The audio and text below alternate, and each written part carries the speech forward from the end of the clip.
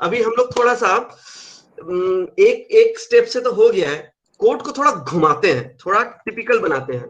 मतलब मैं अभी एक एक लूप चलाना चाहता हूं। मतलब मैं यूजर से 5 नंबर लेना चाहता हूं और 5 बार प्रिंट करना चाहता हूं। नहीं नहीं नहीं, अभी नहीं, थोड़ा पहले इजी कर लेते हैं। मैं यूजर से एक नंबर लूंगा और उस नंबर तक जितने भी इंटीजर्स हैं, इंटीजर्स मैं उनको प्रिंट कराना चाहता हूं। ठीक है, सो शुरू करते हैं। So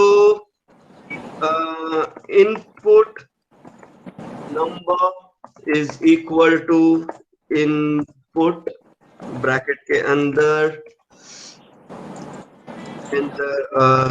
number, perfect.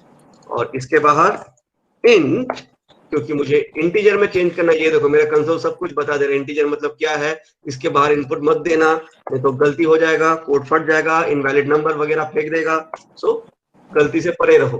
तो मुझे अभी मैंने यहाँ पे जितना भी नंबर दिया रहेगा, मैं उतने नंबर सारे के सारे इंटीजर वैल्यू मुझे प्रिंट करना है। शुरू करते हैं व्हाइल लूप से हम लोग सबसे पहले। ठीक है, सो व्हाइल, सो मैं यहाँ पर एक इंटीजर वैल्यू ले लेता हूं, i equal to 0 while I is greater than sorry, not greater than, less than or equal to integer colon print I।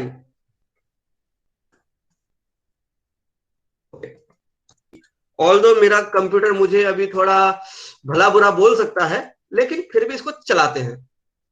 Enter a number, मैं 10 देता हूं and ready for the blast. Scroll बार देख रहे हो, इसको रोक देते हैं, कंट्रोल सी दबाया और रुक गया। ठीक है, नहीं तो ये अभी मेरे को डांटना शुरू कर देता। सो एक्चुअली हुआ क्या है, मैंने आई का वैल्यू यहाँ पे दिया तो है प्रिंट कराने के लिए, लेकिन हर बार ये 0 लेके जाएगा, यहाँ पर चेक करेगा क्या ये 10 से छोटा है, हाँ छोटा है तो प्रिंट कर दो। फिर गया, क्या ये 10 से छोटा है 0, हाँ है, फिर 0 प्रिंट किया। फिर गया, हाँ क्या ये 10 से छोटा है, हाँ 0 अभी भी है, 10 से छोटा है, कितनी बार पूछोगे। फिर प्रिंट किया, और ये लगातार करते जाएगा करते जाएगा करते जाएगा, जब तक नहीं रुकेगा, जब मतलब जब तक आपका लैपटॉप खराब ना हो जाए। So we have to increment it. और वो इंक्रीमेंट मैं कैसे करूंगा, उस इंक्रीमेंट को करने के लिए मैं i is equal to i plus 1, इसको इस तरीके से मैं इसे इंक्रीमेंट करता हूं। ठीक है, चला के देखते हैं इसको। उप्स, मेरा यहां पे आ गया है, मैंने यहाँ पे एक स्पेस दे देता हूँ, नहीं तो ये आर के ऊपर चढ़ चढ़ के बार बार आया, which is I am not feeling good. चलो 10, सो 1 से 10 तक इसने प्रिंट करके दे दिया, सॉरी 0 से 10 तक इसने प्रिंट करके दे दिया। Easy PG. मैं इस कोड में अभी छोटा सा चेंज करता हूं। i is equal to I plus 1 बड़ा ही बेहुदा लग रहा है देखने के लिए। इसको पता है क्या, मैं थोड़ा अलग तरीके से भी, अलग स्टाइल में भी लिख सकता हूं। i plus is equal to 1, when I'm writing it, it is actually, किसी ने मुझे पूछा था सर आपने कमेंट के बारे में तो बताया ही नहीं। So here goes the comment. This expression is also equal to I is equal to I plus 1. So ये part of the code अभी मेरा execute नहीं होगा। This is comment out. ठीक है, so इसको बोलते हैं comment in Python. मैं भूल गया था, मैं क्लास के शुरू से भी पहले भूल गया था, अच्छा हुआ याद आ गया मेरे को। फाइन, सो इसको भी चला के देखते हैं क्या ये कुछ अलग रिजल्ट देता है। क्योंकि अलग रिजल्ट चेक करना है तो मैं सेम वैल्यू ही इनपुट करता हूं और enter, and it's again comes with the same value. While loop यहीं तक मैं रखता हूं। एक काम करते हैं, मैं चाहता हूं अगर कोई 10 तक, या फिर चलो 10 तक कोई नंबर देता है, देन तो ये प्रिंट करेगा पूरे। लेकिन अगर कोई 10 से बड़ा नंबर देना, मुझे नहीं चाहिए कि वो प्रिंट करे। तो मैं इस कोड को थोड़ा चेंज करना चाहता हूं उस हिसाब से। सो मैं क्या करूंगा, मैं हमेशा चेक करूंगा कि क्या मेरा यहां पर 10 तक हो चुका है। लेकिन ये कोड तो हमेशा 10 पे ही आके रोक देगा, है कि नहीं। और मुझे अगर 10 से कम दे रहा है तब तो उस नंबर तक ही मुझे करना पड़ेगा। So what I will do a combination of if and while. और उस मैजिक को करने के लिए मैं क्या करने वाला हूं, उस मैजिक को करने के लिए मैं यहाँ पर एक इफ डालता हूं, ठीक है। इफ डालने के बाद यहां पर मैं चेक कर रहा हूं मेरा मेरा आई ग्रेटर देन, ये क्या आ रहा है, आई ग्रेटर देन 10 है क्या? सॉरी, मैं जावा और इस पे कंफ्यूज होता जा रहा हूं लगातार। ओके, 10 है क्या? अगर है देन BREAK उसको ब्रेक कर दो, ठीक है। अभी देखते हैं इसका मजा क्या रंग लाता है। सो मैंने एक नंबर मांगा, मैंने दिया उसको 5, इसमें बराबर से 1 2 3, बाकी के कहां गए? अरे बाकी के शर्मा के नीचे चले गए लग रहा है। ये रहे 1 2 3 4 5। फाइन, मैं इसको बंद कर देता हूं, मैं एक नया विंडो खोल लेता हूं। आ जाओ ऊपर, आ जाओ ऊपर, आ जाओ। Okay, Windows this, okay now it's fine. So enter a number, मैंने दिया 89। वो सिर्फ 10 आया क्योंकि जब उसको 10 यहां पे प्रिंट कर दिया उसने उसने इसको 11 बनाया। बनाने के बाद चेक किया क्या मेरा 10 के ऊपर जा चुका है, उसको मिला यस। उसने इस कोड को ब्रेक कर दिया यहां पर। और ब्रेक करने का मतलब पूरे कोड को ब्रेक नहीं किया है, उसने कोड को इस व्हाइल लूप से निकाला है। टू शोकेस दैट मैं यहां पर एक प्रिंट आउट डाल देता हूं, out of the while loop, ठीक है। रन कराते हैं इसको। मैंने दिया यहां पर 12।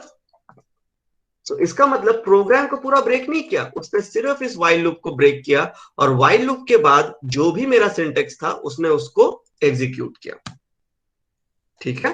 सो what a break do usually, a break actually used to stop the amateur और premature loop.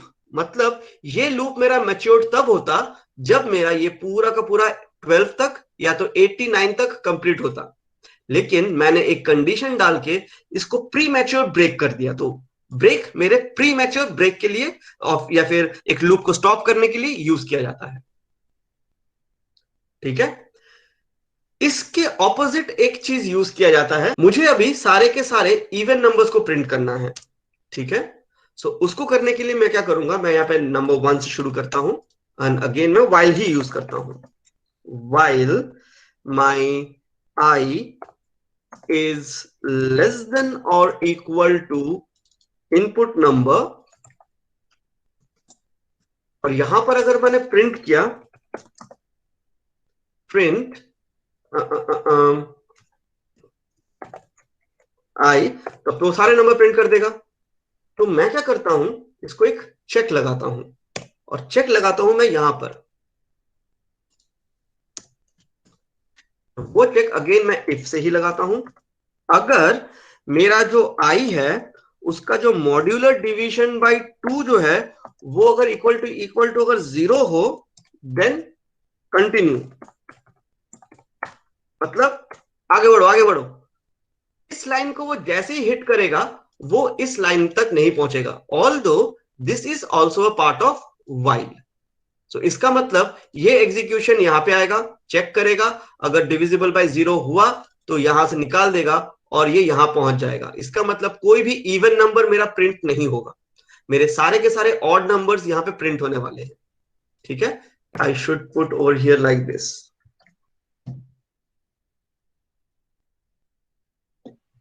Okay now.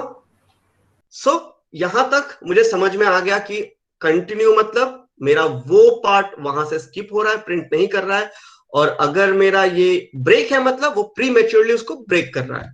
Previously I was not putting it over here, right. So it comes with I1, so it comes over here 1 is less than my 10, definitely. It check over here, is it equal to 0? It's checked, no, it's not equal to 0, okay. Then it comes to here, it print the number। I का value अभी 2 कर दिया इसने, 2 करने के बाद वापस से यहां पर गया, क्या 2 मेरा 10 से छोटा है? yes, it is less than 10। it's checked over here, modular division किया and it become a 0, continuous मतलब प्रिंट नहीं किया और ना ही इंक्रीमेंट किया। So I is again coming with 2, again coming with 2, again coming with 2, and every time it is checking with 0 and it is continuing, and we are seeing a stuck stage over there. Well, actually we are in a infinite blank loop, and that is the way we are seeing कि cursor मेरे एक ही जगह blink किया जा रहा है, कुछ हो ही नहीं रहा है 1 लिखने के बाद. So now how I rectified it, मैंने इस कंडीशन के बाद भी एक इंक्रीमेंट कर दिया. So now when it is coming with 2, 0 हो गया, कोई बात नहीं, I को मैंने 3 कर दिया, लेकिन उस लूप को कंटिन्यू कर दिया. Now it is coming with 3, अभी ये 0 नहीं हुआ तो इसको प्रिंट किया, उसको 4 कर दिया, अभी यहां पर आया, अभी 0 हो गया, तो इसने पहले 4 को 5 बनाया एंड उसके बाद कंटिन्यू किया बिना प्रिंट किए. एक छोटा सा चीज मैं यहां पर करके मैं वाइल और फॉर लूप को यहां पर थोड़ा इजी करूंगा, क्योंकि मैं यहां पर फॉर का इंट्रोडक्शन कराता हूं. अभी यही प्रोग्राम जो मैंने एकदम पहले लिखा था कि मुझे एक नंबर दिया गया है और उस नंबर तक मुझे सारे के सारे इंटीजर्स को प्रिंट कराने हैं, उसको मैं अगर फॉर से लिखता तो कैसा करता. फॉर आई, इस तरीके से हम लोग फॉर को यूज कर सकते हैं. सो सेम प्रोग्रामिंग कि n इंटीजर्स मुझे प्रिंट करना है, तो उसके लिए फॉर को मैं इस तरीके से लिखूंगा, आई इन रेंज, और ये रेंज कितना है, ये वाला. इस रेंज के बारे में मैं ज्यादा कुछ नहीं बोलूंगा, जब मैं एरे वगैरह पढ़ाऊंगा तब इस रेंज को लेकर बहुत सारी बातें करूंगा, बट फिलहाल के लिए इतना ही. अगर रेंज में इनपुट दे रहा हूं तो ये रेंज मेरा शुरू कर रहा है 0 से उस नंबर तक, and let me print it, print I. Okay, and let's run this code.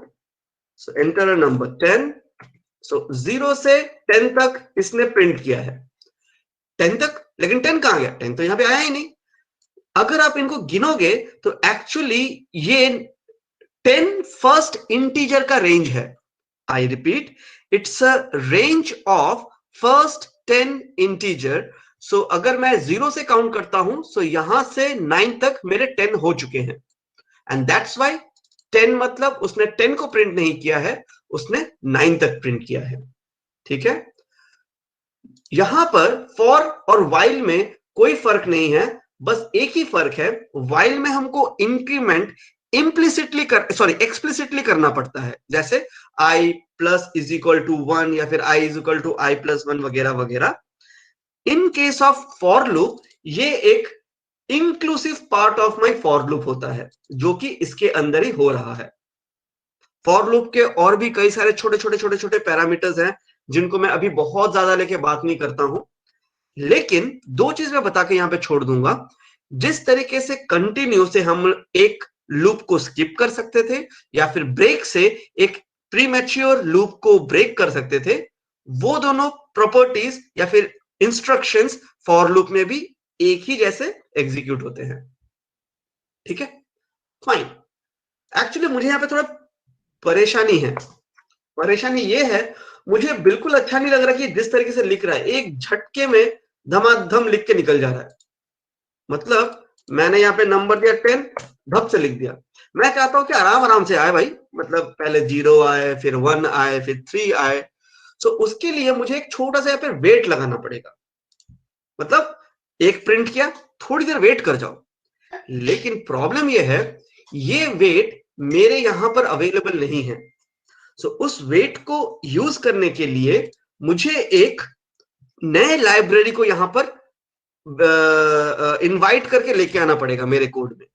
और वो जो मेरा फंक्शन है वेट करने के लिए, वो मेरा है एक टाइमर करके एक मेरा लाइब्रेरी है उसके अंदर. ठीक है, एंड उसके बाद मैं इस टाइमर को यहां पे यूज करूंगा, और मैं चाहता हूं कि वो 1 सेकंड के लिए वेट करे. ठीक है, इसको चलाया जाए एक बार. सॉरी, टाइमर नहीं है. ओके, मैंने दिया 10, 0, 1, 2, 3, 4, 5, 6, 7, 8 एंड 9. That's it.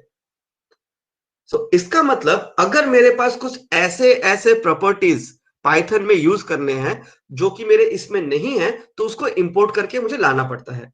ऐसा क्यों? पहले से क्यों नहीं दे दिया सब कुछ, तो फिर अच्छा होता, बेकार बेकार इंपोर्ट नहीं करना पड़ता. Well, this was actually made like this in order to make the Python programs runtime environment a bit lighter. अगर मैं Python में जितने सारे libraries हैं, if I include everything, but just to run this simple piece of the code, in that case, it would be, so heavy and it will take so much of time that is redundant. That is not required actually.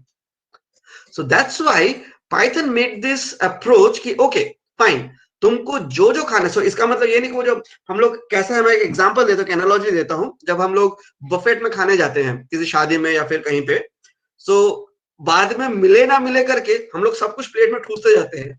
तो plate कम, पहाड़ ज्यादा लगता है, और उसके बाद खाने में प्रॉब्लम होता है, क्योंकि फिर कुर्सी का है, प्लेट को थोड़ा रखूं, दूसरा प्लेट में थोड़ा थोड़ा उसमें से लूं, फिर खाऊं. तो this is what the approach usually we do. मैं भी करता हूँ, ऐसा नहीं कि मैं नहीं करता, कि मैं भी करता हूँ. कौन जाएगा वापस से लाइन लगाने में. बट पाइथन बोलता है कि भैया जितना खाना है उतना पहले लेके आओ, खा लो. अगर तुमको लगता है कि कुछ और खाना है, वापस से जाओ, उसको इंपोर्ट करो and then execute your code, so that your code मतलब योर प्लेट बिकम लाइटर, ताकि ढोते फिरते ना पड़े.